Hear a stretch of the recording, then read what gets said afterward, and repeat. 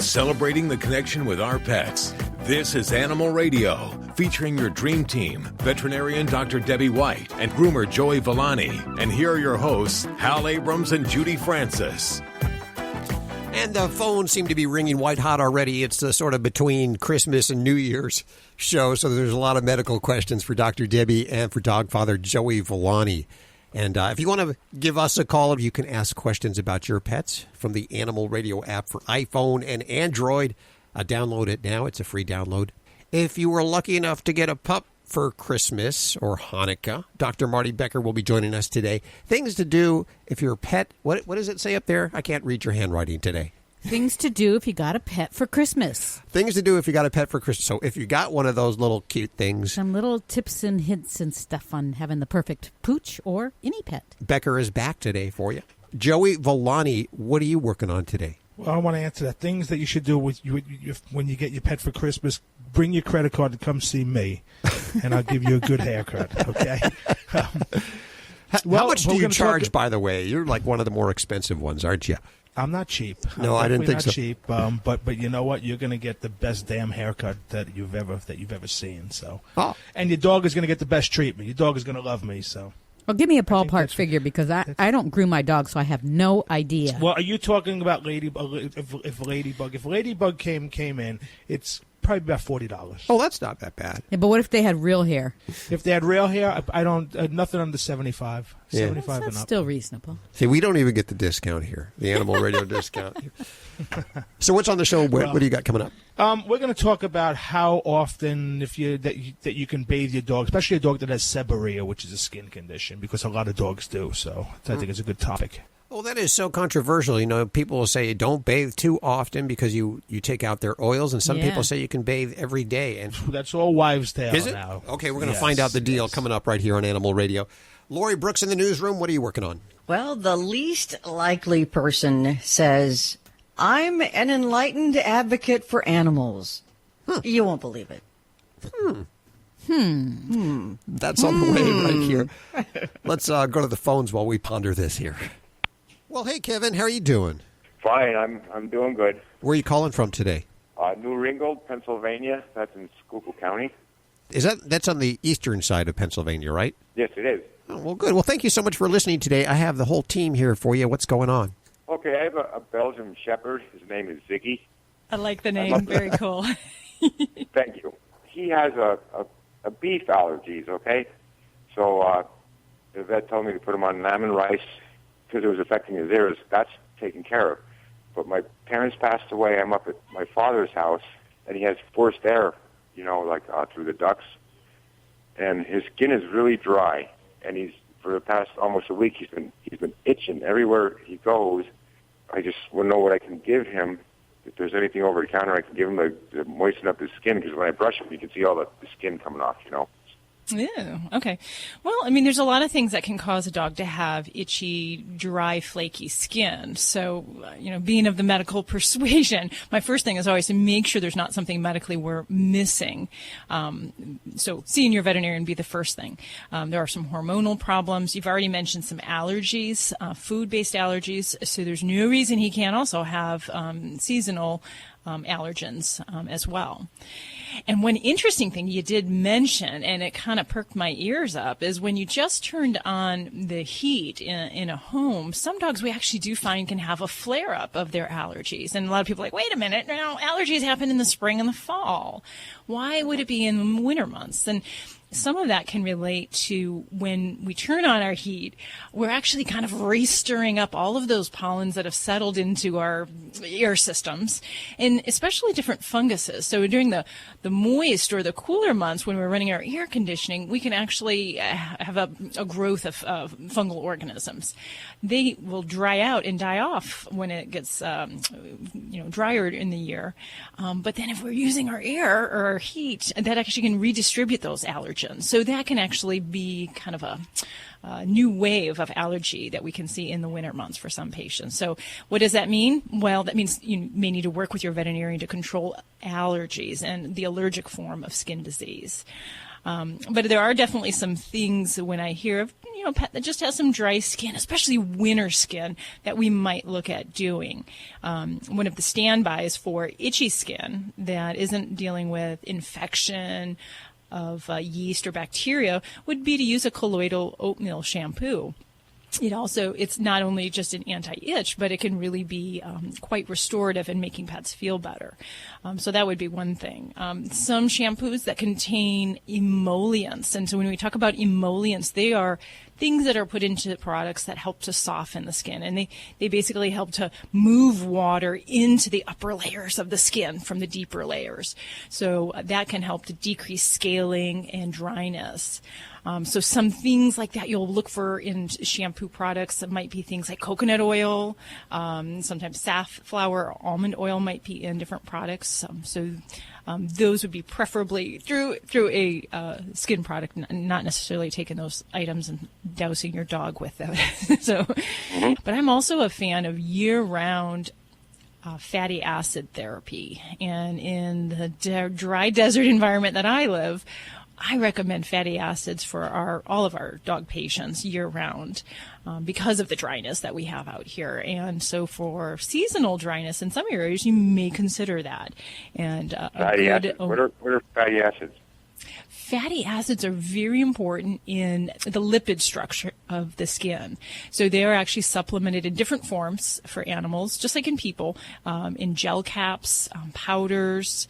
There are some liquids out there too, and those are supplemented because you can't put enough in a pet's diet. There are diets that have it added, but I always like to mention that because the amount that we would need to add to a pet's food would actually make it go rancid, and it would rot well before the pet could eat it. So that's why we do have to supplement that on a daily basis.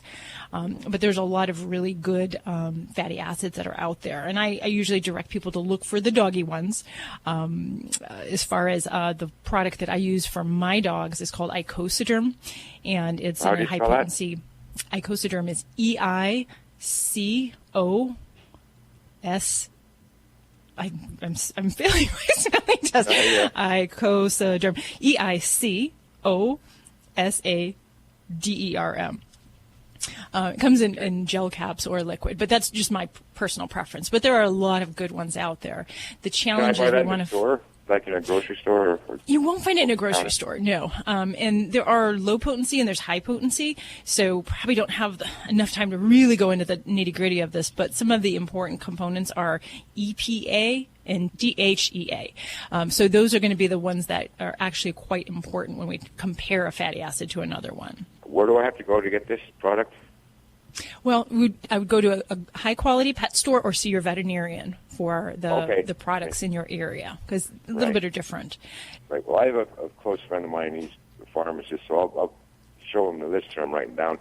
But I do think you nailed it on the head because I took off I'm painting the house. I took off the air duct covers, and they're just full of dust and everything. Oh, yeah. I even started coughing the past week, so I guess. Oh, yeah.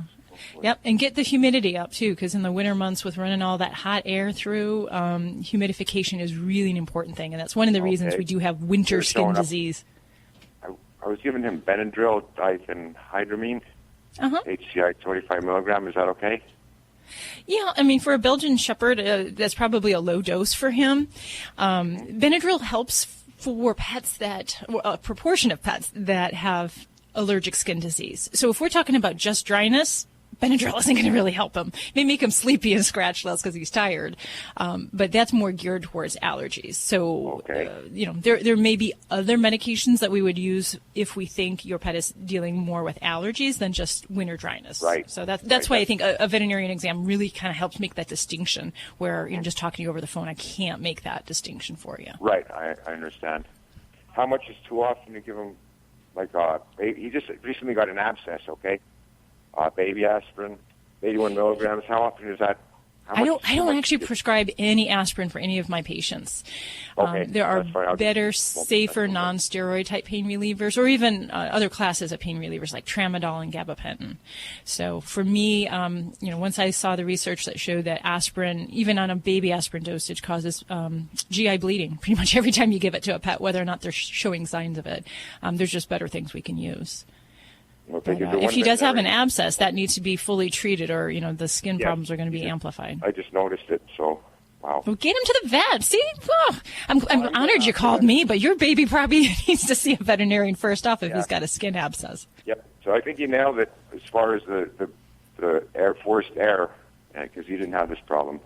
Yeah, that wintertime skin, it's tough for all of us. I mean, I'm itching and scratching, and it's just because, it's dry and cold out. Okay, doctor. Well, this portion of Animal Radio is underwritten by Fear-Free Happy Homes. Don't forget you can get your fix of Animal Radio anytime you want with the Animal Radio app for iPhone and Android. Download it now. It's made possible by Fear-Free Happy Homes. Helping your pets live their happiest, healthiest, fullest lives at home, at the vet, and everywhere in between. Visit them at fearfreehappyhomes.com. And thanks, Fear-Free, for underwriting Animal Radio. You're listening to Animal Radio. Call the Dream Team now. Download the Animal Radio app for iPhone and Android. Dogs or cats, horse or emu, animals are people too. A snake in Ketchum, Idaho really loved his electric blanket. He loved it so much he ate it. All of it. An entire queen-size electric blanket, including the cord and control box. Carl Beznoska's 60-pound Burmese python somehow unplugged the blanket, which was supposed to be keeping him warm, and had it for dinner. An X-ray showed the blanket wiring extending through 8 feet of the python's digestive tract.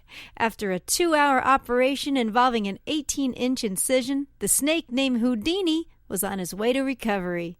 Beznoska has owned Houdini for 16 years and often takes him to local schools for show and tell. Now I guess he can bring the blanket. I'm Britt Savage for Animal Radio. Animals are people too. Animal Radio. How would you like to get a free smartphone? If you own a smartphone, listen to this incredible offer that's almost too good to be true. Right now, you can switch your plan and get service with us for as little as $2 a day. Guaranteed for life. Plus, get a free smartphone every year. Call the free smartphone hotline now and we'll move your number from your existing service. Think of your savings. So don't wait. Switch your plan, save money, plus get a free smartphone every year. Call the free smartphone hotline right now. We guarantee you're going to love our service. If you don't like what we say, you can hang up on us. But you won't. Right now, you can switch your plan and get service with us for as little as $2 a day. Guaranteed for life. Call the free smartphone hotline right now. 800-475-3351. 800-475-3351. 800-475-3351. That's 800-475-3351.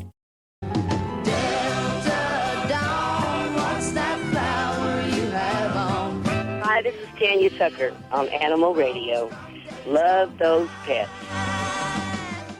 You're listening to Animal Radio. If you missed any part of today's show, visit us at animalradio.com or download the Animal Radio app for iPhone and Android. It's Animal Radio. And you've done a wonderful job keeping the animals safe over the Christmas holidays. Now we have New Year's to worry about. A lot of places there's fireworks and noise. Make sure your animal is inside and safe and secure when those fireworks go off. Or if you have a big party, people come in and out, make sure that your dog is in a closed room or your cat is in a closed room so they don't sneak out that door. Have a happy New Year from all of us here at Animal Radio.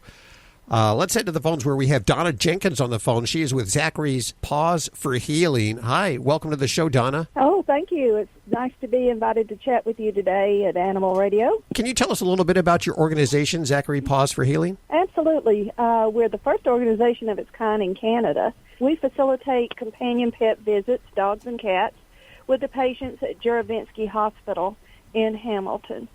Juravinski Hospital is a state-of-the-art cancer and orthopedic hospital, and they tend to have long-term patients. These aren't therapy animals. These are the patient's actual own personal pets? Absolutely.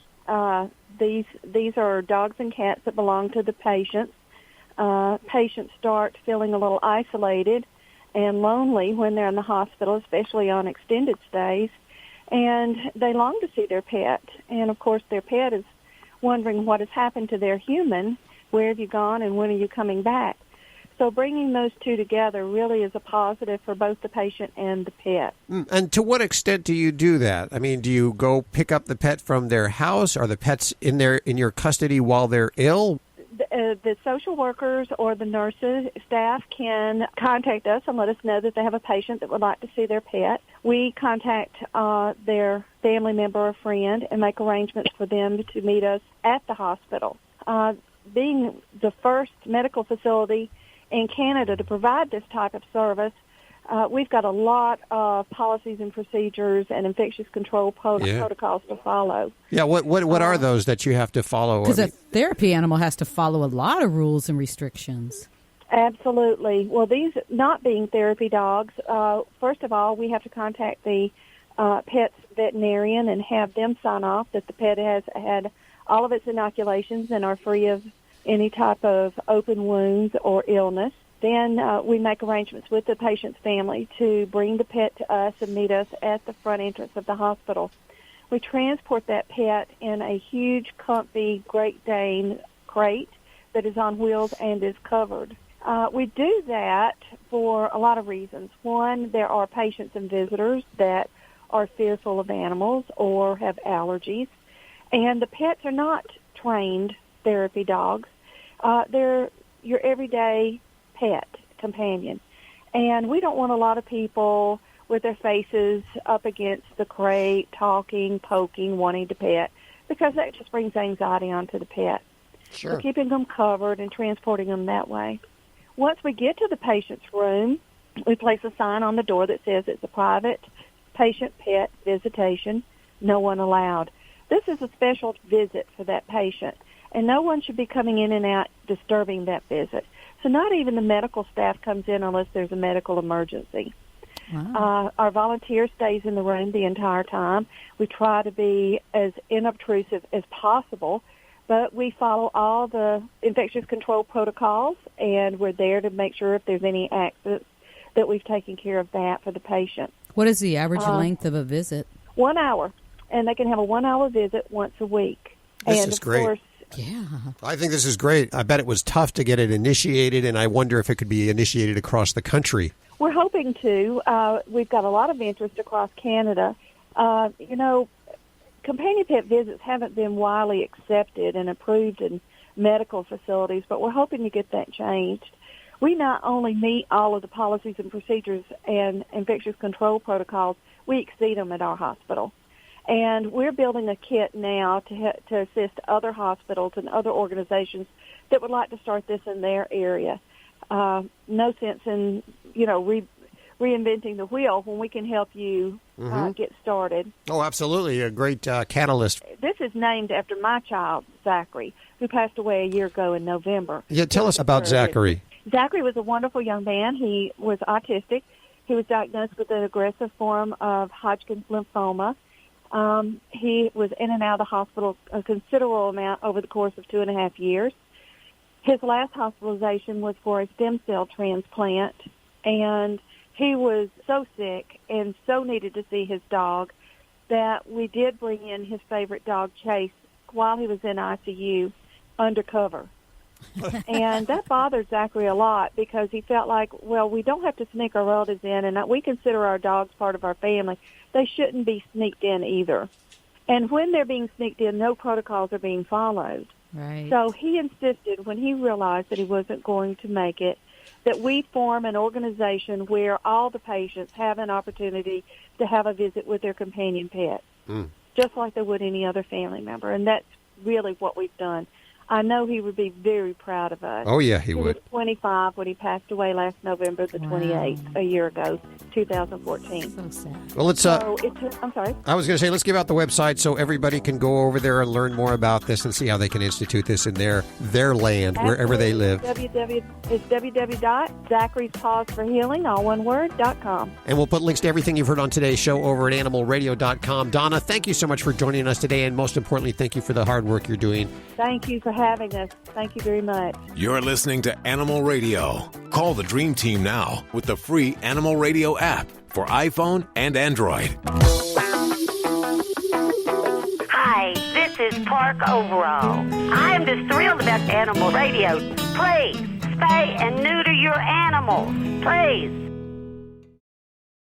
Thousands of authors across the country have written books and published them with Page Publishing. If you've written a book, they can help you through the process, cut through the confusion of the publishing world to make it easy for you. If they decide to publish your book, your work ends, theirs begins. From copy editing and proofing to typesetting and book cover art. Plus, get your book printed, distributed, and sold on Amazon, Apple Books, Barnes & Noble, and in bookstores across the country. They even help promote your book. Biography, self-help, mystery, novels, sci-fi, or even a children's book. No matter what genre, Page Publishing can bring your book to life. And don't forget to ask about audiobooks. We do all of this for you. Call today for your free writer's guide packed with tips, tricks, and templates to help you finish what you started. 800-215-6815. 800-215-6815. 800-215-6815. That's 800-215-6815.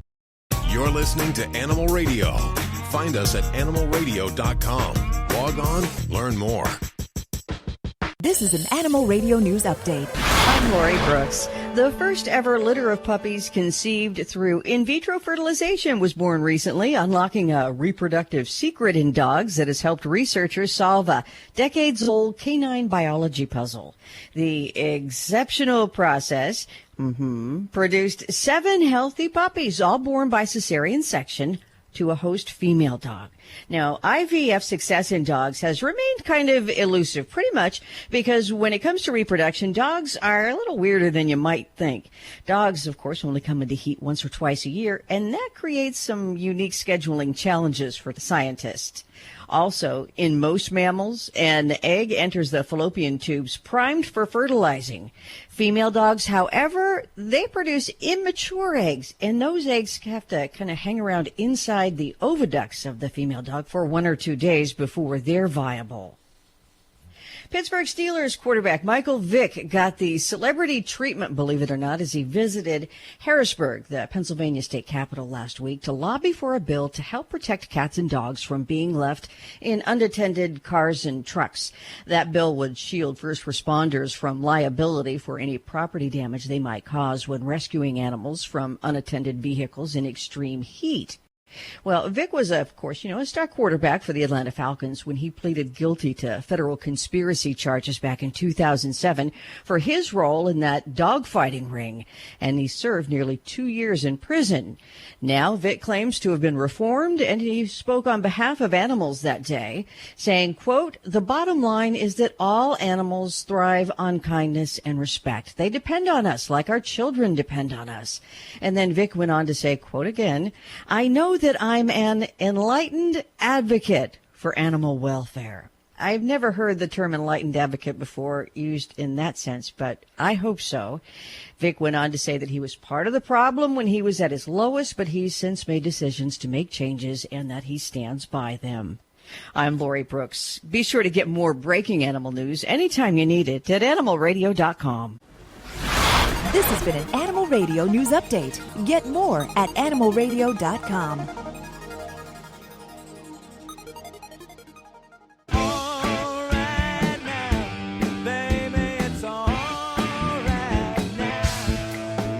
Hi, this is Paul Rogers and Cynthia Rogers on Animal Radio. Just know that it's going to be all right, meow.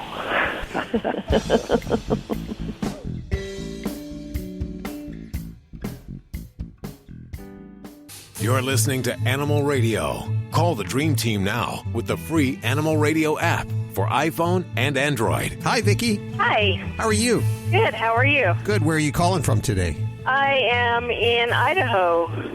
Is that where you live? Very beautiful place. I'm actually a truck driver, and I'm on the road right now. Okay. A chick driver? Is that what you called yourself? I like that. Chicks drive much better than guys. I understand you want to talk to Dr. Debbie. Hi there. Hi. I have what do you got going on there? a 9-year-old Boston Terrier, and she has demodectic mange mite. Okay. And I'd like to know if there's something that's natural that I can treat her with. Okay. So how was this diagnosed? Is she having problems or? Yeah, her cheeks get a little bit puffy and red spots, and so the vet did a scraping. Alrighty. Well, I guess we'll back up a little bit because Demodex mites are really common in the Boston Terriers. It's, more common, I'd say, in the young pups because it is a function of their immune system and how it's maturing. So there's the young dog form and kind of the old dog form or mature dog form. So in a young dog, I expect this in a Boston and I'm not too bothered by it. In an older dog, it does bother me if we detect Demodex mites. And not so much because the mites themselves are serious, but in order for it to occur in an adult dog, there's usually got to be something wrong that's kind of making their immune system out of whack. Because the normal pet, actually, believe it or not, has these mites on their skin. I might even find them on a perfectly normal pet if I scrape their skin. The problem is when their immune system and their skin can't kind of fight this off. So for an adult dog like yours, I would say, okay, there's ways to treat the mites, but my bigger concern is why did she get these? And I'd want to make sure we check for a couple different health problems because it's real common in dogs that have underlying hormone problems like thyroid problems, Cushing's disease, which is an adrenal gland problem, diabetes, and even cancers and so forth. So the other things that kind of take her stresses away from fighting off the mites are going to be my bigger concern.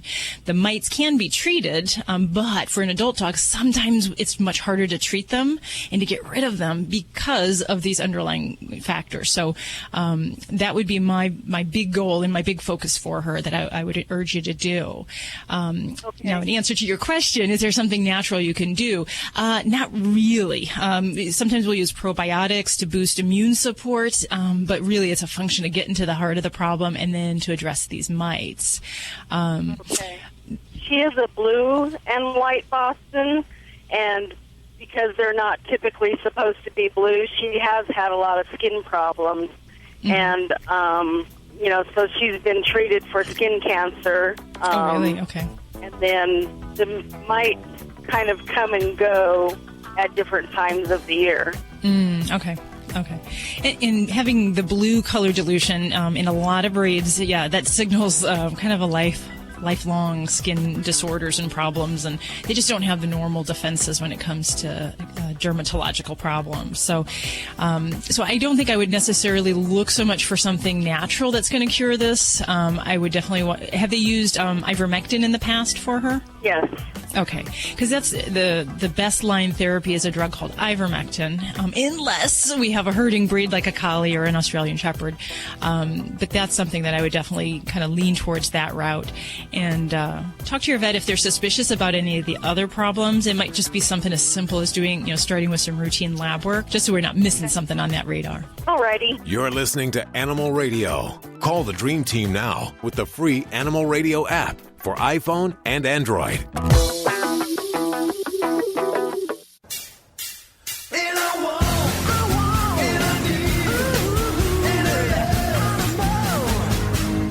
Vinny Penn, party animal. I'm just going to come right out and say it. My sister and my brother-in-law killed the family pet and ate it for dinner. I'm just going to say it with my nephews, my two small nephews. If that's not further proof of the economy being in turmoil, as if any of you needed it, I don't know what is. Killing the family pet and eating it for dinner? You heard right. But I guess I should explain that the family pet at the time and just for a few days was a lobster. Get a load of this. My nephew has just begun fancying lobster. My sister tells me recently on the phone that they went out for a seafood dinner. He tried lobster for the first time and he loved it. So me being the good uncle that I am, and a big fan of Lobstergram. I don't know how many of you out there are familiar with Lobstergram. You can go right online and send like a variety of different meals, chowders and even steaks and things like that. But of course, seafood and namely, obviously, lobsters.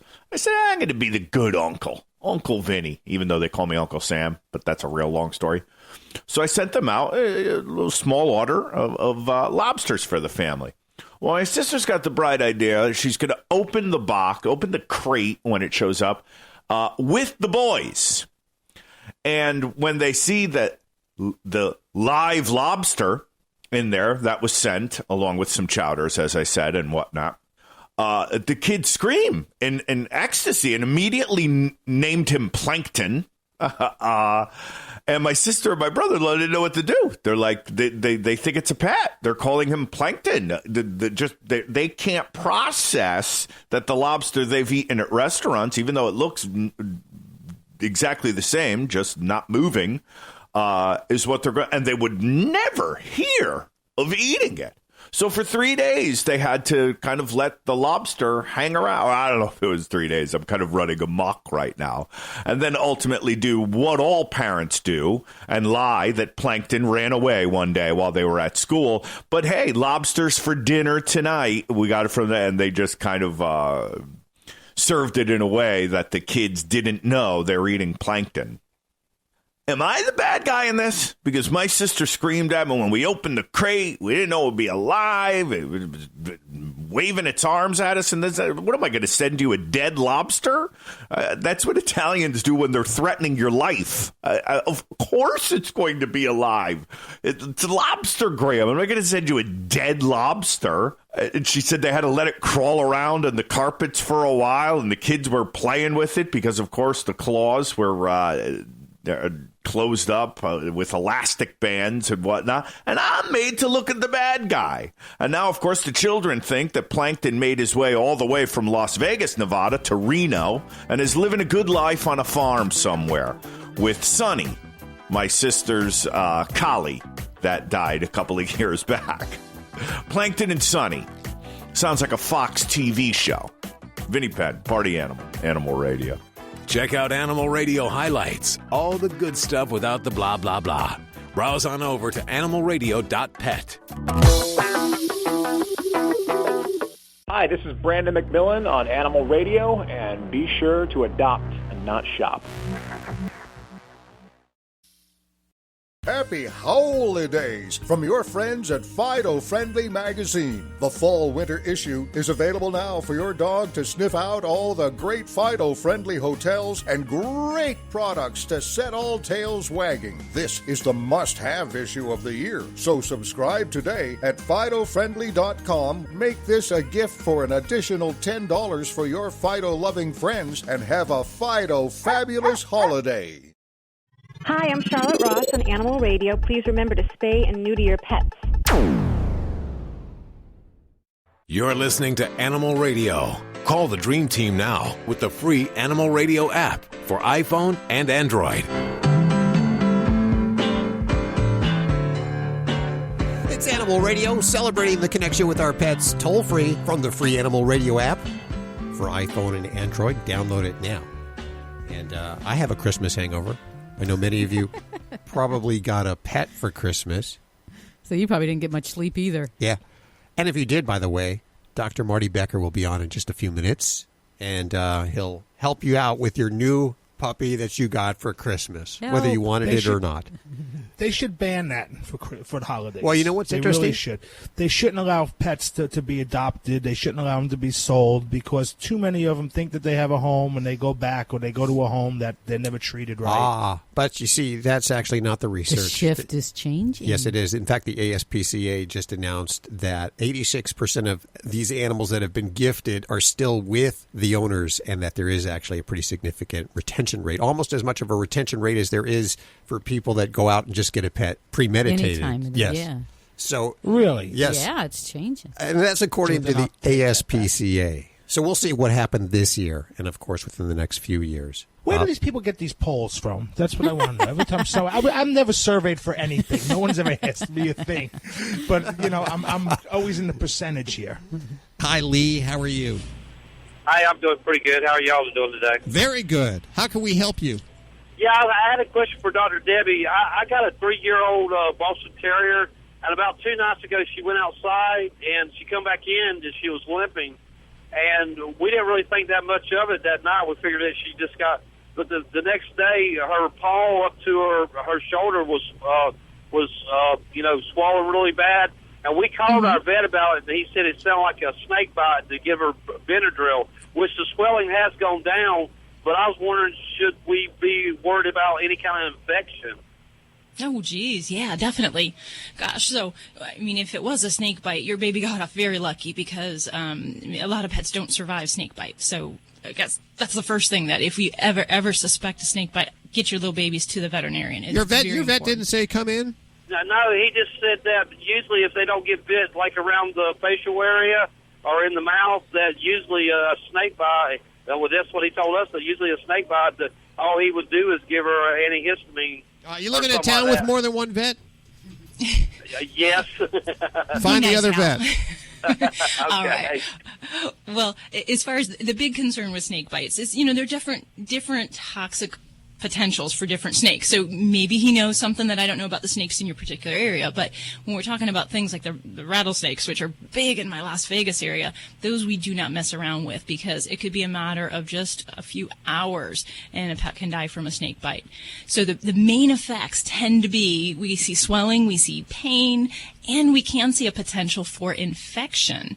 So yes, any snake bite that I see, my patients get put on antibiotics, but they get a whole heck of a lot more. So they can go into shock. So we give them IV fluids. We do give them antihistamines, but there's even antivenom, which is very important for some pets in helping to survive those snake bite misadventures, if you will.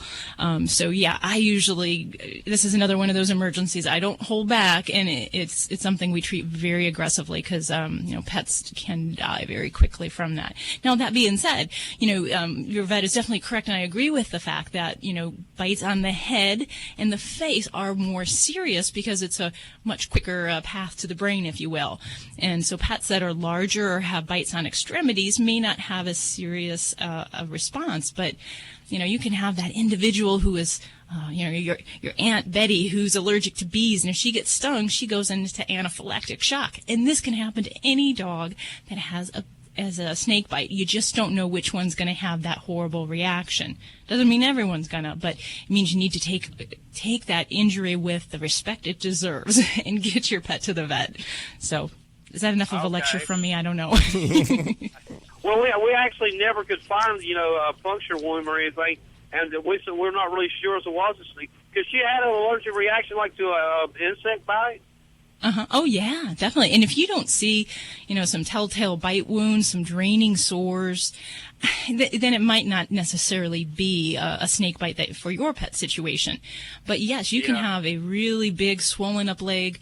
In our areas we have scorpions, which can cause a pretty good, even allergic reaction in some dogs, and that can even be life-threatening for some pets. But if we're suspecting it might have been a bee sting or some other kind of fire ant envenomation, something like that, then, something like an antihistamine is very appropriate. But yeah, I don't hesitate if I'm worried that there's a snake, or that you have snakes in your area. Those are definitely the big red flags to be ready and be aware. Okay. Lee, last week we had a guy whose dog got bit. He sucked the venom out of the leg of the bite, and then he got sick himself, and they both ended up at the hospital. So that's another thing you don't want to do. Not recommended, definitely. You're listening to Animal Radio. Call the Dream Team now with the free Animal Radio app for iPhone and Android.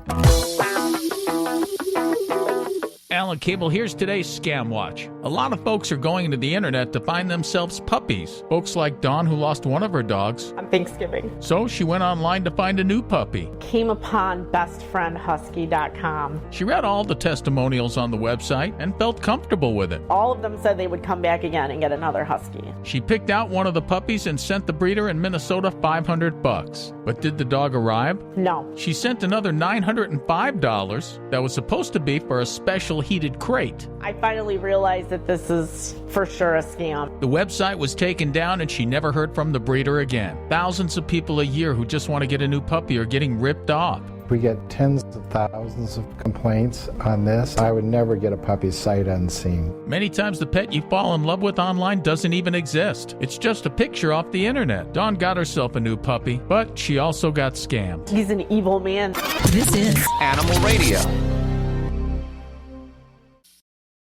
How would would you like to get a free smartphone? If you own a smartphone, listen to this incredible offer that's almost too good to be true. Right now, you can switch your plan and get service with us for as little as $2 a day. Guaranteed for life. Plus, get a free smartphone every year. Call the free smartphone hotline now and we'll move your number from your existing service. Think of your savings. So don't wait. Switch your plan, save money, plus get a free smartphone every year. Call the free smartphone hotline right now. We guarantee you're going to love our service. If you don't like what we say, you can hang up on us. But you won't. Right now, you can switch your plan and get service with us for as little as $2 a day. Guaranteed for life. Call the free smartphone hotline right now. 800-475-3351. 800-475-3351. 800-475-3351. That's 800-475-3351. Celebrating the connection with our pets. This is Animal Radio, featuring your dream team, veterinarian Dr. Debbie White and groomer Joey Villani. And here are your hosts, Hal Abrams and Judy Francis. It's almost a Happy New Year, so I'll tell you right now, just in case I don't get to speak to you before then. Happy New Year. I hope it's a safe and happy one for you. I know Michael Vick, we learned last hour, has a brand new resolution for his new year. And he says he's changed. Mm-hmm. And I don't know if you buy that. I'd love to hear what you think. I, of course... Should we take a number? What do you think about it, Lori? I truly, from the bottom of my heart, believe that everybody deserves a second chance, a chance to make good what they did wrong. But, when he got out of prison, I think that was 2007, I had a hard time accepting his explanations and apologies. I just didn't feel the warmth from him that I really wanted to feel. So I'm kind of iffy. What about you, Judy? Well, it's hard for me too, but I have to say he's not going to do anything negatively or anything to harm the animals right now because he knows everybody's watching him. So he's going to be on his best behavior and he's going to do right. What about you, Dr. Debbie? Well, okay, I'm going to be the sunshine here because I'm going to say give this guy another chance and give him the opportunity because he really came from a place where he just looked at animals in a different way. They were things to be controlled, and you would like to believe that through his education process that he's learned that animals can really just amplify our lives and add so much to it. And it may have taken him some time to understand that and to experience that. We can't expect him to learn that within a week getting out of prison. So, if he can be kind of the spokesperson to help other people see and to, become more informed, I'm all for it, and I'm going to back him. Oh, there's a lot of sunshine there. I like that. Thank you. I tend to think he already did his best thing that he could do for animals, and that was bring to attention the plight of dog fighting, which had been going on for years and years and years, and really took a high-profile person to bring it to light. That's where I think there's the silver lining around his whole thing. Whether he's genuine or not, time will tell. You're absolutely right, Judy. There's a big microscope on him. What are you going to hit us up with this hour, Miss Brooks? What would it be like if dogs could talk? Because scientists are really moving us quickly in that direction where dogs can communicate with us, and in some cases, verbally. Oh, see, I'm pretty convinced they can already communicate with us. They just opt not to. They're too smart. Hey, Jason. Hey, how are you? Good. How are you doing? Oh, doing well. I'm just not sure how my dog's doing because I've never seen a behavior like this before. Uh-oh. What's he doing? She's about 2 years old, and I'd say 3 weeks or a month ago, she started, if you've ever seen a dog, track, a fleck of dust or something floating through the air or a fly or something like that, she's doing that behavior for, I would say, 30 minutes at a time where she's jumping around, looking in all different directions and hopping up on her back hind legs and kind of snapping her jaws like an alligator would, like she was trying to grab something. Okay. But there's nothing there. Interesting. What kind of dog is she? We got her from the pound. She's a German Shepherd mix, and all the rest of the dogs in the litter were they look like Black Lab Chow mixes. She's the only one that looks like she does. Aw. So she wasn't like the black sheep in the litter. She was just the shepherd in the litter. Yeah, I mean, she's a really sweet dog, but she's always had a little bit of nervous energy. Like she's getting better now because we're honestly, we watch The Dog Whisperer, and we're trying to do that kind of stuff to teach her to be better around new people. Mm-hmm. Because at first she was really bad, and she's getting better. But now this behavior, and we don't know what's going on with her. We're not sure if it's some kind of mental thing or if there's some kind of more serious thing we should be worried about. Now, is there anything that is setting off these episodes as far as is she eating beforehand, sleeping? Is there any activity that you could kind of link that to? No. I mean, at first it started in only one room of the house, but now she does it pretty much sometimes wherever she goes. Mm-hmm. Okay. Well, actually, you kind of alluded to a word that I'm going to call this, and this sounds to me like a fly-biting seizure. And there are what we kind of call the grand mal seizures that people are familiar with that look like an epileptic seizure. But there's a lot of... Is it almost like in people like a focal motor seizure? Exactly. Yes, it's exactly what a fly-biting seizure is, and it's basically something that they can do and be completely normal at other times. And it doesn't necessarily mean a dog with a fly-biting seizure is going to go on to develop a full epileptic seizure, but it can mean that there's something wrong neurologically that's triggering that.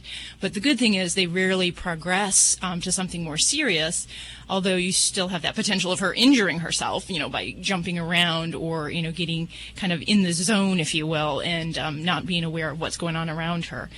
So a lot of dogs with fly-biting seizures, I'd like to do a full medical workup, make sure there's nothing medically going on that we can see in their blood, anything in that regard. But if everything looks normal, then we have a decision to make. And the decision is, do we try medicine or do we let her go?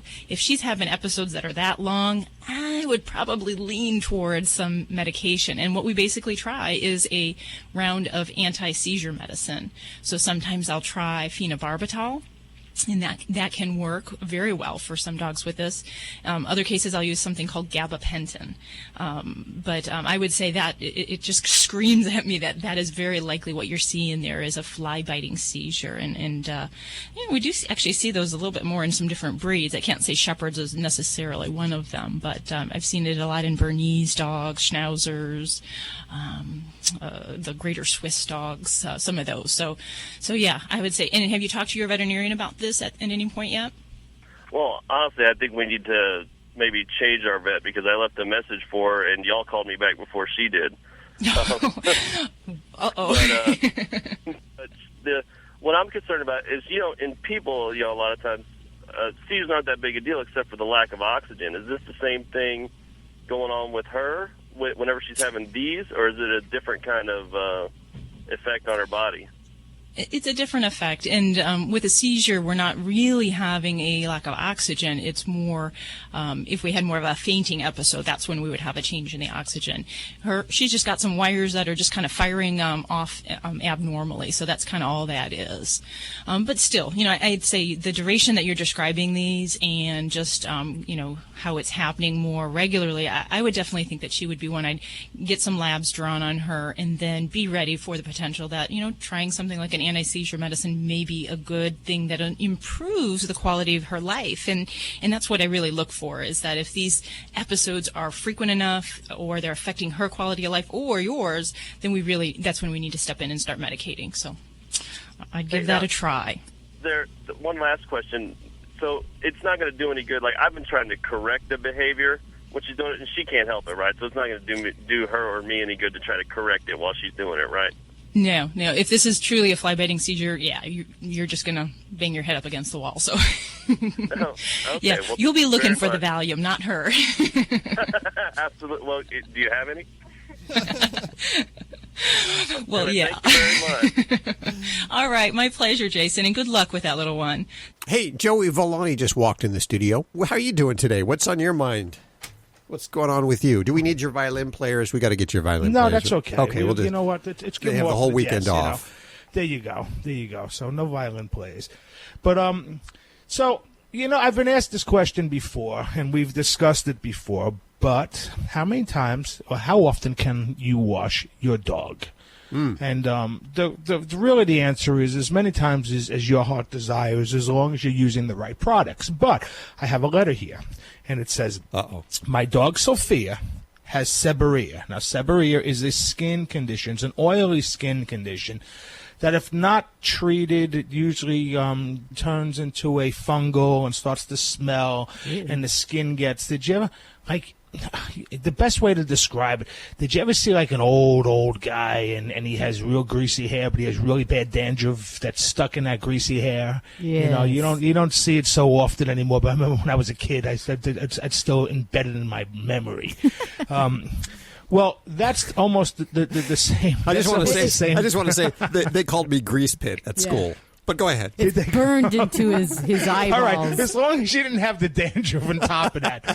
Anyway, seborrhea is a skin condition, and yes, you want to break that grease barrier. It's extremely important. See, veterinarians, when you go to the veterinarian will give you shampoo and say, wash your pet once a week, and they'll give you some antibiotics to clear the problem.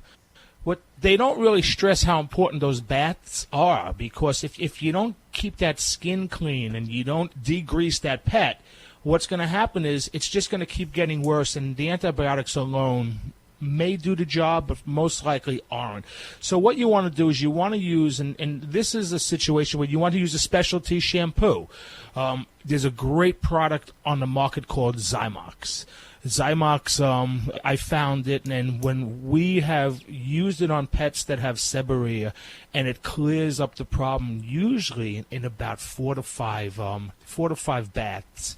And basically what it is an antimicrobial, and it goes in there and it just basically eats everything away because it's an enzyme. Oh yes. Okay. It's and what it does, it actually eats it away. But using that at least once, twice a week, after about 5 treatments, you're going to notice a major difference. And if you can't get that, your vet will prescribe something for you. But follow up on it. Break that grease barrier, okay? Make that dog feel good. Is Zymox over the counter? Can you get that over the counter? Yeah, you can. It's not something you're going to see in most pet stores, but I know Amazon sells it, and they sell a ton of it, and you get a really good price on Amazon, so. Yeah. You sound like you have personal experience, Lori. Do you use it? Are you kidding? I have bulldogs, which are just yeasty, chubby balls of hair. So you've used it before. It's great, isn't it? I loved it. Yeah, love it. I use Zymox in their ears as well. They have a different formula for ears, but it works incredibly well. It's the greatest. Joey Villani right here on Animal Radio. You want to talk to him or Dr. Debbie right now? You're listening to Animal Radio. Call the Dream Team now with the free Animal Radio app for iPhone and Android. Holy education! Hi, this is Burt Ward, Robin from the TV series Batman. You've got to keep listening to Animal Radio. Wowie zowie. They've got the best information. It's so entertaining. To the Batmobile, citizens! Thousands of authors across the country have written books and published them with Page Publishing. If you've written a book, they can help you through the process. Cut through the confusion of the publishing world to make it easy for you. If they decide to publish your book, your work ends, theirs begins. From copy editing and proofing to typesetting and book cover art. Plus, get your book printed, distributed, and sold on Amazon, Apple Books, Barnes & Noble, and in bookstores across the country. They even help promote your book. Biography, self-help, mystery, novels, sci-fi, or even a children's book. No matter what genre, Page Publishing can bring your book to life. And don't forget to ask about audiobooks. We do all of this for you. Call today for your free writer's guide packed with tips, tricks, and templates to help you finish what you started. 800-215-6815. 800-215-6815. 800-215-6815. That's 800-215-6815. You're listening to Animal Radio. Call the Dream Team now with the free Animal Radio app for iPhone and Android. It's Animal Radio, celebrating the connection with our pets. Don't forget, you can also ask your questions from the free Animal Radio app for iPhone and Android. And in just a few minutes, we're going to be checking news with Lori Brooks. What do you got? Working on a couple of things here in the news kitchen, Hal. The news kitchen. We've got results. Cooking. It's because something I can't do, so I cook news. All right? Oh, okay. We've got the crash test for pet safety and what they found for pet seats. Are they really safe or not? And which brands might help you out? And there's a famous celebrity couple that is involved in a custody dispute over their pets. So I'll share the details with you coming up. Last week, you shared a story with us about a pet that was found 7 years after it was lost, all due to a chip. And there was a little bit of confusion at first because they didn't think that the animal had a chip. The chip had migrated southward very far.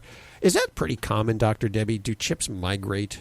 It's not as common as it used to be. It can occasionally. Now, I have actually found that occasionally it's just implanted in the wrong place. And there is an education process for people that put those in, that it is really important that everyone use the standardized area at the kind of scruff of the neck and the back. But yeah, there can be some migration with that. And I think, I just had an argument with an owner the other day. She said, oh, my dog's never going to get out. He doesn't need a microchip.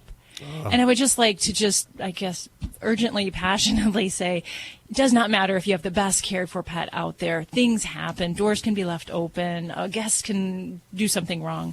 Everyone, please get your dog and cat microchipped.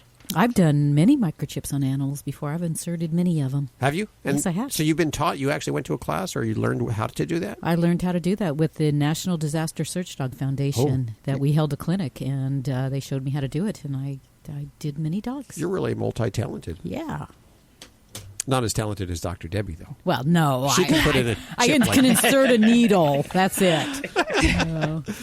Okay. In just a few minutes, Dr. Marty Becker is going to be joining us. If you got a puppy for Christmas, he has just tips for it? Tips and how to help them. Okay, that's on the way right here on Animal Radio. Let's go to the phones for your calls right now. Hi, Lynn. Hi. Where are you calling from today? Well, I'm in Arkansas right now. I'm a truck driver. Well, welcome to the show. I have Dr. Debbie right here to answer your questions. What I was wanting to know is, can I feed my cat raw meat and fish as opposed to any of the canned stuff? And would I have to add vitamins and taurine to it if I did? Well, I'd have to say that, we know that kitties are obligate carnivores, so they need meat. I am not a fan of feeding raw meat and fish in a substitution for a good quality balanced commercial cat food. For a couple of reasons. And you mentioned one thing, taurine, which is an important amino acid that if we do feed a raw meat, raw fish-based diet, we're going to very likely run into multiple deficiencies, including a taurine deficiency, which is so important for cats. They have a 4-time greater need for this amino acid than dogs do. So it's very easy for them, if we don't meet their needs with diet, that they can have a problem leading into all sorts of heart problems and eye problems. So, no, I don't think that feeding just a supplement is going to make up for that. There's also going to be other amino acids, nutrients. There's even kitties that will have a thiamine deficiency, which is a B vitamin.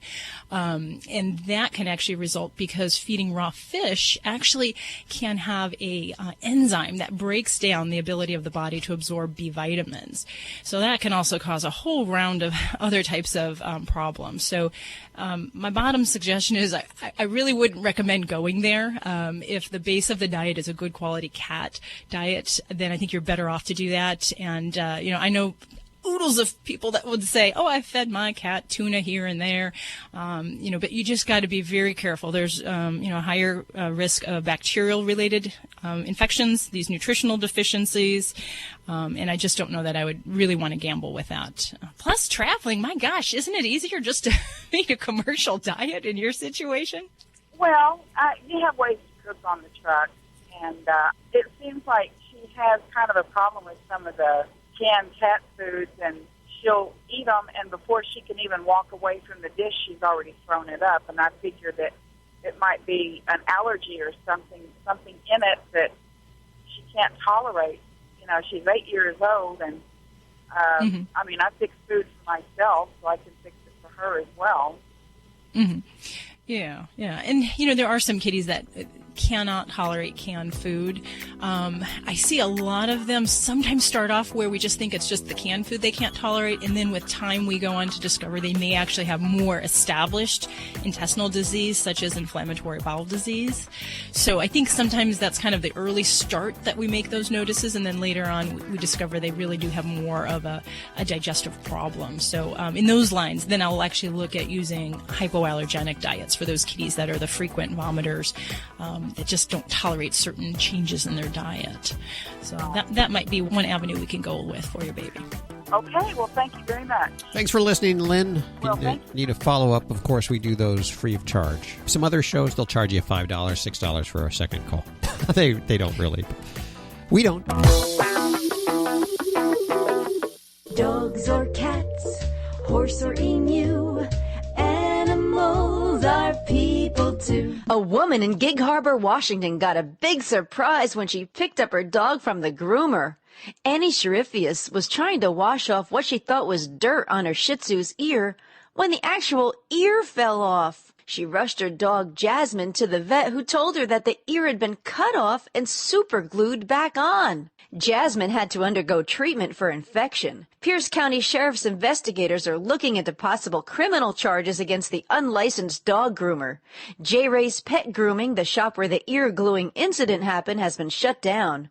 Sharifius said she cried for weeks every time she thought of someone hurting her little dog. She wants to make sure that groomer never touches another dog.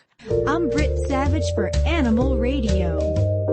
Animals are people too. Animal Radio.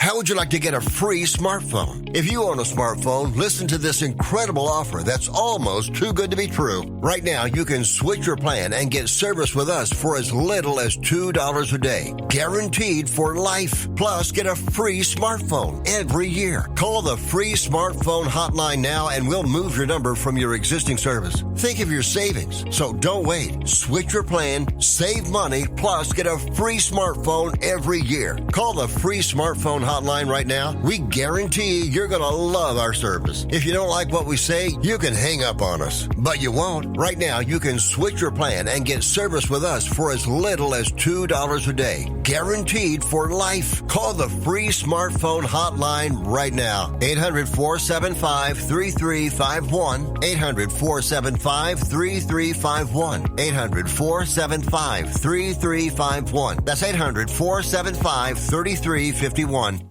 This is an Animal Radio News Update. I'm Lori Brooks. What would the world be like if dogs could talk to us? Well, Melody Jackson isn't pitching this as an idea for like a new Pixar movie or something. She's really a computer scientist at Georgia Tech who's developing an innovative new way for animals to communicate using technology. She has already built special computerized vests for service dogs so that in an emergency, the dog can find another human. And the dog actually pulls a mechanical lever on the vest that it's wearing, and that triggers an audio message which says, "My handler needs you to come with me." How cool is that?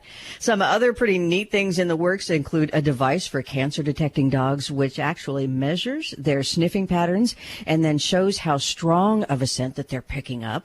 And they're also working on adapting household items for use by service dogs, things like dog-friendly doorknobs and light switches.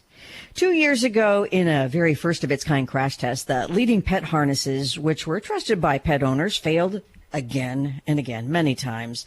Well, now the Center for Pet Safety is testing pet travel seats. So, what do you think? Are there any safe pet seats? Really? Gotta tell you, the answer is no. The director at the Center for Pet Safety says, in fact, quote, they do not recommend pet seats at this time for pet owners to use for pets in their cars because their tests show that pet seats, which usually attach to your pet's collar or harness, they don't offer enough protection during a crash. So what should you do? Like humans do. They recommend buckling up your furry friend while in the car. I'm Lori Brooks. Be sure to get more animal breaking news anytime you need it at animalradio.com. This has been an Animal Radio News Update. Get more at animalradio.com. Hi, it's Alan Cable with another dog tip. My dog's talking to his buddy on Skype. Yeah, that poodle next door really is a snob. Hey, wait a minute. I do not smell like a human. Stop telling your friends I have fleas. I know you are, but what am I? Wouldn't it be great if you could talk to your dogs and they could talk back? A lot of people think their dogs do understand their conversation. Dogs can understand some words. There's no doubt about that. But when you have a conversation with them, they have no idea what you're talking about. We talked about how clicker training speeds up everything. There's more than one way to communicate with your dog. Hand signals with the word. If you have a dog and he knows a command, let's say sit, walk up to him right now. Think up a hand signal that you'd like to use for sit. Maybe it's a closed fist. Maybe it's a chopping motion. motion. Whatever you choose. Every time you tell your dog to sit, use that exact hand signal. You'll notice your dog's focused even more than before on what you're doing. Dogs are always watching us, and what they're looking for is signs of leadership. Hand signals are a great way to accomplish that and to communicate with your dog. They'll also speed up the process of you teaching your dog new things. When you tell your dog he's being good, have a hand signal to go along with it. Have a hand signal for the word treat. If you take time out and watch your dog, you're going to notice your dog spends a lot of time watching you, much more than you do watching him. Eventually, you can communicate with your dog without talking at all, and you'll be amazed how fast he learns new things when you use a hand signal as well as a word for what he's already doing. Yes, we all know you were the first puppy in the litter to be housebroken. I can't repeat that. I've got hand signals for stop, down, stay, sit, get behind me, heel, watch me or pay attention, treat, and good dog. My dog hates that hand signal. It's the one I used to tell him we're watching The Bachelor. Oh, you're a good dog. No, Dr. Debbie's not going to give you a shot. Get more tips at animalradio.com. You're listening to Animal Radio. If you missed any part of today's show, visit us at animalradio.com or download the Animal Radio app for iPhone and Android. It's Animal Radio, celebrating the connection with our pets. And if you were lucky enough to get a pup for Christmas, well, geez, you're pretty lucky. That's what I say. I didn't get one. But if you happen to get one, we have our good friend, Dr. Marty Becker, joining us. Hey, Doc, how you doing? Hello, friends. And you know, I'm contrary when it comes to this. We've known each other probably a decade, and I've been coming out for all that time talking. I think pets are a good idea to get at Christmas. You have a little cold, don't you? I do. Yes, we can tell. I do. Well, I had knee surgery too, so I'm a tiny bit rummy. But you know, here's the thing. Some things we've talked about over the years, you know, that mistletoe's poisonous and poinsettias are poisonous and chocolate's poisonous, and we find out some of these things just because you say it doesn't mean it really has a lot of basis in reality. And so many people don't get a pet for Christmas because there's all the distractions. But for those of you that were lucky enough, like you said, to get a dog or a cat for Christmas, I think it's a great time. The family's around. It's a great bonding time. And there's a few things you should do right away. If you got a dog at the shelter, you want to see if this is going to be a fit for you. Too many times we try to still make it work, even though this pet may not be one that can get along with the other dogs or cats, or it might be one that has a house soiling problem or something. And there's nothing wrong with trading in for a different one while the bond is still young. I know that sounds terrible, but you know, for some people, just whatever we do, we're going to make it work, and this for a lifetime. But early on, if there's something that's not going to work, is the time to do it. You want to make sure you get on your parasite control products. Because sometimes we think it's winter time, it's still freezing outside, we don't have to worry about heartworm and stuff, and we know that's a year-round problem in many parts of the country. Yeah. So I don't care where you ask your veterinarian if you want to buy it at Costco, or you want to buy it at Amazon, or you want to buy it at Walmart, or you want to buy it from the vet hospital. I don't care where you buy it.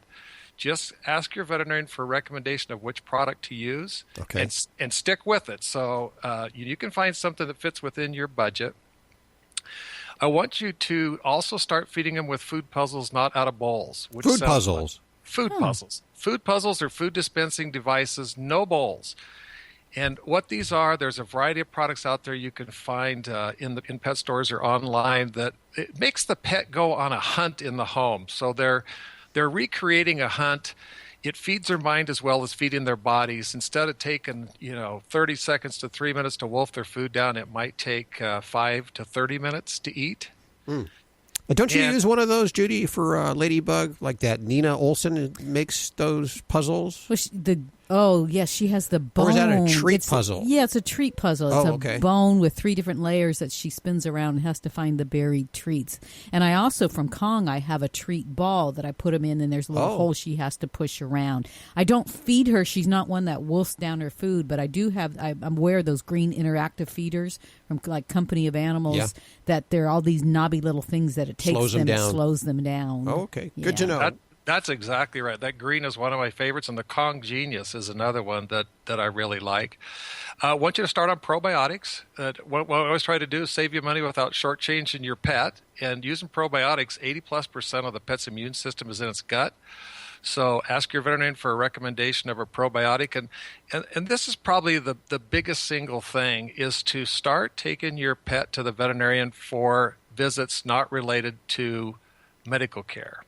So we want to get them used to, there's recent studies out. The worst thing that humans like in any medical setting is having the skin punctured, whether it's a vaccination, a pain medication, injection of antibiotics, and it's the same thing for pets. And if they just go in there for things that are painful, then they fear the trip to the veterinarian. Oh, yeah. So what you do is you take them in there on a hungry stomach, stop by, get them a little treat, weigh them, put them up on the scale, give them a treat, start kind of recreate those things that are going to happen and make it a positive experience. That means you'll have fear-free vet visits all the time when you go there. They may actually want to go to the vet. Yeah, they'll be excited. We've been doing this for 6 years now, and we can get dogs want to go to the vet. Cats are neutral, and this is amazing from where we were years ago. And one last thing, I got to put in a plug for vaccinations. Okay. So, I have a little dog who's sitting right here by me named Cutie Pie that's a distemper survivor. It was the first case of distemper I'd seen in 30 years. Distemper in dogs is like measles in humans. We're seeing an increase. It is deadly. And so when you vaccinate your dog, if you're vaccinating Ladybug or Cutie Pie, you're not only protecting your dog, you're protecting other dogs in your neighborhood. You're even protecting other dogs in your county, in your zip code, what we call herd immunity. So I'm not suggesting we go back to the robotic days of vaccinating every pet like a lube oil filter every year. We're way past that. But some people recommend doing titers, and it's a good idea if you can afford the expense. But for most of them, we're giving vaccinations every 3 years unless it's a core vaccine. But make sure you give them, because you don't want the heartbreak of losing a pet that you think is protected. Especially when it's so preventable, Yes. Okay, thank you so much, Dr. Marty Becker. Please get better and have yourself a happy, happy New Year. Thank you. Blessings. We're going to head back to the phones for your calls.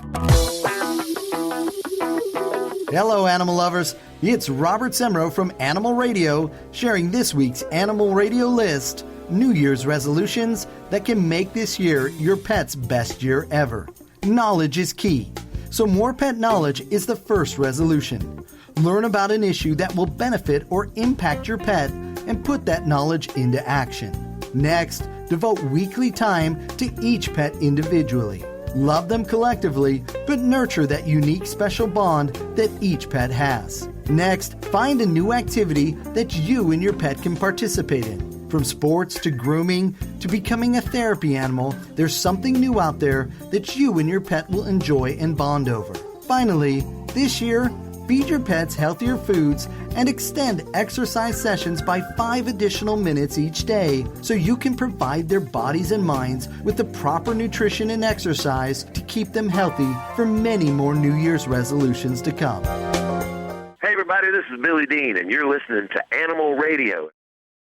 Thousands of authors across the country have written books and published them with Page Publishing. If you've written a book, they can help you through the process, cut through the confusion of the publishing world to make it easy for you. If they decide to publish your book, your work ends, theirs begins. From copy editing and proofing to typesetting and book cover art. Plus, get your book printed, distributed, and sold on Amazon, Apple Books, Barnes & Noble, and in bookstores across the country. They even help promote your book. Biography, self-help, mystery, novels, sci-fi, or even a children's book. No matter what genre, Page Publishing can bring your book to life. And don't forget to ask about audiobooks. We do all of this for you. Call today for your free writer's guide packed with tips, tricks, and templates to help you finish what you started. 800-215-6815. 800-215-6815. 800-215-6815. That's 800-215-6815.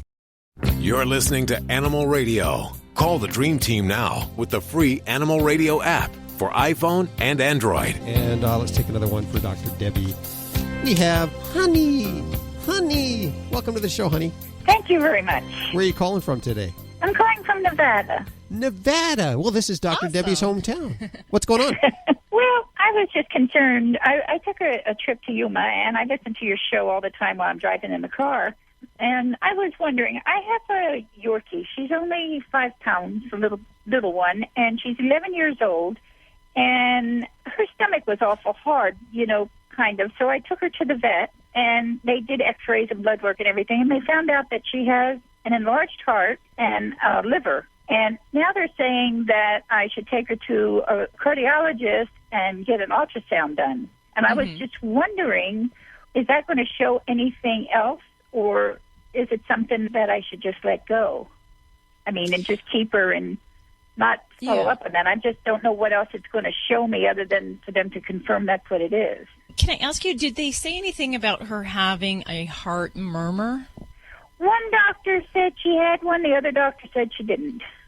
Okay, so not a consensus there. Because when we're talking about how a heart looks on an x-ray, part of interpreting that is also whether or not the pet has a heart murmur and whether or not we're having any kind of active signs of coughing, labored breathing, energy issues, things like that. So if we had a murmur, then an enlarged heart on an x-ray might get me more excited. And I would definitely say getting an ultrasound would be very important because there are some things that are valve-related in dogs that can go bad, and there are some muscle-type diseases, and then there's even tumors. So I think that's where the big benefit of at least looking at her heart, that's the benefit of having an ultrasound, because we can't tell that off of an x-ray. You just can't see that. You can't discern that. So, and that would tell us also, you know, what do we need to do now? And if she doesn't have any kind of impending heart problems, sometimes there are medicines we will prescribe if a pet looks like they're going to be developing some issues. So that would be something that might be a good information to be armed with, so we can change some things at this point. And with her, and definitely with having a big liver as well, that can be from a heart that's not working really well. Some passive congestion, basically, is what we call that. Or we could be having some liver disease. So that, too, would be the argument with that ultrasound that, you know, let's look at that and see, do we have signs that there's a problem in the liver, or is it just related to that heart? I took her in today, you know, because I'm concerned, and I took her in today and just to get her double-checked and stuff like that, and she didn't show any signs of a heart murmur today. So, and she's very, you know, she's a happy dog. You know, she misses me when I go out of the house, so I can't go anywhere without her. And, you know, she wags her tail, she eats good, she drinks good, and everything's fine. And she just sleeps a lot, you know. But I was thinking that's because of her age now. Yeah. And, you know, I think making that decision, do you take that next step? Do you do that ultrasound? And part of that really is a little bit, I look at the veterinarian who's recommending it. Is it something they're recommending just to kind of look into it to make sure everything's okay? Or are they genuinely concerned that there's a problem that we need to get a hold of? They wanted to confirm it. Okay, because that's where, for myself, I may make a recommendation that I kind of call a soft recommendation sometimes. And that may be, hey, if you want to be proactive, you want to get ahead of things, this would be a great idea. Then there's situations where I say, this is something I firmly believe is going to be important for your pet, and I think we need to get this done. And if it's that situation, I wouldn't hesitate to get that done now, because we can gain a lot of info. But part of that is kind of having that communication with your veterinarian and saying, hey, maybe our finances a concern, or do you not want to, go through the travel or expense, or, what have you, just to have that conversation with your vet and make sure that is something that we need to take that step. Okay. All right. And I can tell you, it's very easy. Most pets tolerate ultrasounds very well. My own dogs both had ultrasounds just this month with all their various health problems, so they're all shaved up everywhere. But they definitely, it's a very low stress type procedure. I was just wondering about it because, like, the people here, in Vegas, it's like $850 for an ultrasound. Oh, that doesn't sound right. Well, it can be, though. There's certainly for a consultation with a specialist, you're easily paying about $150. Ultrasounds for the heart. Now, we have to back up, Hal, before you go crazy here. This is usually being done by a board-certified specialist. So, we got a specialist, so that's going to be costing more. And when we're looking at the heart, it's very important. We're using usually types of equipment that can actually measure the flow of blood out of the different chambers of the heart, and that helps to diagnose problems. So, yes, that is a realistic price, and it sounds like a lot to swallow, but that isn't far off. I'm 71 years old, and on Social Security, sometimes it's hard, and I'm keeping up their medical insurance. I do have that, so, some will come out of that. But absolutely, if it's something that's going to help, my animals, I'll give up something to get it done. So I'll probably just go ahead and get it done then. That's just like us. We do anything for our animal. We'll starve first before. No, that's what I'm doing now. And I rescued a Bengal cat, and I fell in love with these cats. Mm. And then I got another one that was being retired. Oh, that's trouble. 2 Bengal cats. I can tell you that already. Wow. They're high-energy kitties.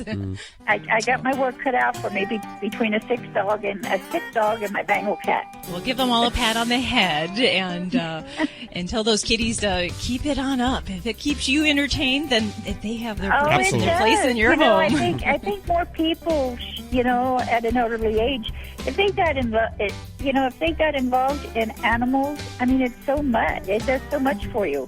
It really does. And there's actual facts and science behind that, too. So grab yourself an animal, especially if you're ill. Thanks so much for your call, honey. There you go, another jam-packed show. Have yourself a great week. Bye-bye. Bye. Happy New Year. This is Animal Radio Network.